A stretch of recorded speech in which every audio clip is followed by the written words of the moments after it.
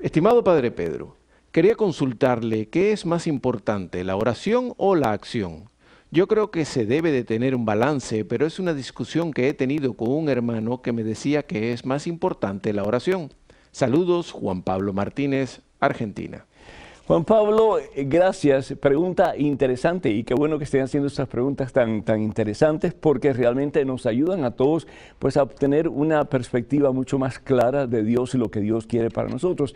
¿Qué sería más importante, la oración o la acción? Parece que los dos son igualmente importantes, pero sin embargo podemos decir sin lugar a dudas que la oración es más importante. Si nosotros vamos al Evangelio según San Lucas, el capítulo 10, versículos 38 en adelante, nos habla de dos mujeres que atendieron a Jesucristo cuando Jesucristo vino a la casa de ellos. Una era Marta y otra María, hermanas de Lázaro, a quien Jesús resucitó entre los muertos.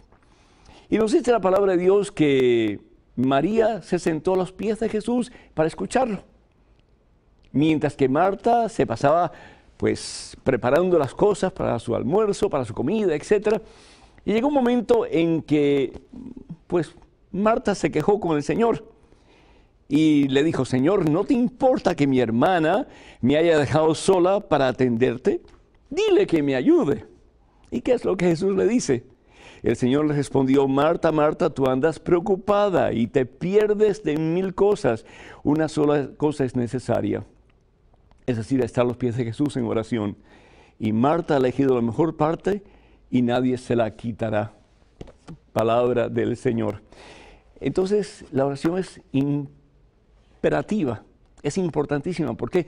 Porque es a través de la oración que yo comienzo a tener una relación más íntima y estrecha con Jesucristo. Pero la oración me tiene que llevar a la acción. Es decir, la oración me tiene que llevar a ser más y más como Jesús. Si yo voy a estar a los pies de Cristo Jesús en oración, ¿es para qué? Para identificarme con Jesús y para que Jesús se pueda unir más y más a mí, de tal forma que pueda ser como San Pablo: es Cristo Jesús quien vive en mí. Jesús vive en mí de pies a cabeza.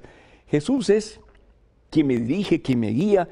Él es el centro de mi vida, Él es mi todo. Puedo llegar a decir eso. Pero ¿cómo lo puedo llegar a decir? Solamente a través de la oración. Pero a medida que yo me uno a Jesús en la oración, a medida que yo permito que Jesús llene todo mi ser de su presencia, entonces, ¿qué es lo que tengo que hacer? Pues hacer lo que haría Jesús: servir a los demás, darse a los demás. Entonces ahí la acción que viene a ser la consecuencia de mis oraciones. Esta otra dice incógnita y pregunta si la inseminación artificial es pecado o no, y definitivamente pues es pecado. Ella está diciendo que hay una persona que quiere hacerse inseminación artificial. De nuevo, hemos dicho anteriormente en otros programas, los hijos no son derecho de nadie, son un regalo de Dios. Decirle a esa persona que lo que va a hacer no está de acuerdo a la voluntad de Dios es un pecado, por lo tanto, y esa persona pues no debería de hacerse esa inseminación artificial.